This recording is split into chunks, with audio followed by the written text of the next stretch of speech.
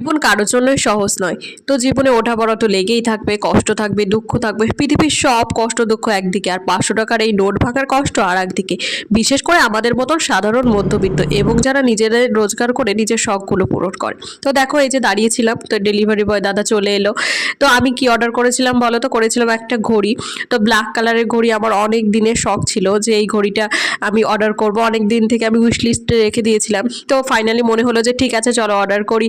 তো তারপরে চলো এই যে আনবক্সিং করে তোমাদের সঙ্গে শেয়ার করি। এই যে ঘড়িটা, পুরো চেনটা ডায়ালটা পুরো ব্ল্যাক।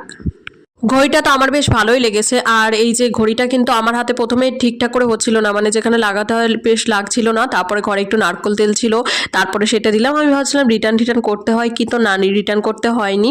তো ঘড়িটা বেশ ভালোই লাগিয়েছে। তোমাদের কেমন লেগেছে কমেন্ট করে জানিও, আর যদি লাগে আমাকে বলো, আমি লিঙ্ক প্রোভাইড করে দেবো। আর এই যে একটু বড় হয়েছে, বাট এটা কেটে নিলে ঠিক আছে। বাট আজকের মতো টাটা, লাভ ইউ অল।